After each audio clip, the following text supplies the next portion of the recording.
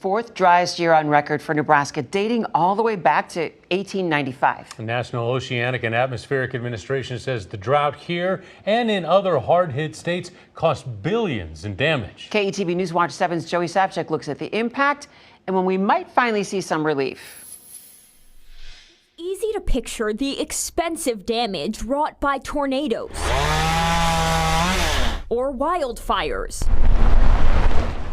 But it's harder to visualize how a drought may have a hefty price tag. You can see evidence of the drought in lower water levels. Farmers can feel it in their soil. And now we hear how Nebraska's drought landed on a list of 18 disasters in 2022 that cost billions of dollars. Your crop is going to be just a percentage of what it once was. That financial hit adds up over time. Farmers are hit hard by the missing moisture. We talked to dryland folks in our neighborhood that some of them would normally get 140 bushel corn. Maybe they got 60, 70. And there's a trickle down that reaches all Nebraskans. We're one of the worst places in the region as far as drought conditions go. The National Weather Service calls the drought a long-term condition dating back a year and a half. So we're seeing those impacts, come out in terms of dollar amounts. And it's a really bad situation. But how does the drought that affects Nebraska and other states cost billions? Smaller yields means less food, not just for people, but for cows. There's an awful lot of mother cows that just because of the lack of hay, the lack of pasture, unfortunately went to town. Then there are the fires.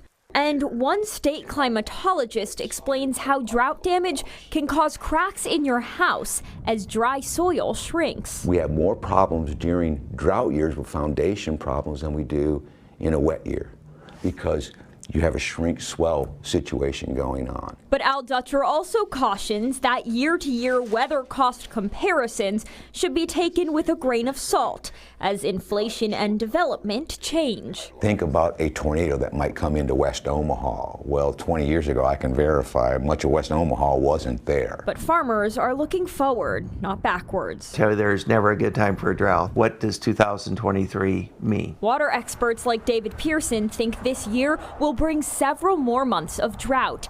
He hopes this dry pattern doesn't persist. The extremes are here for sure. The extremes are what we fear the most. But life on the farm goes on, adapting to extremes in weather that reach our wallets. Joey Savchuk, KETV News Watch 7.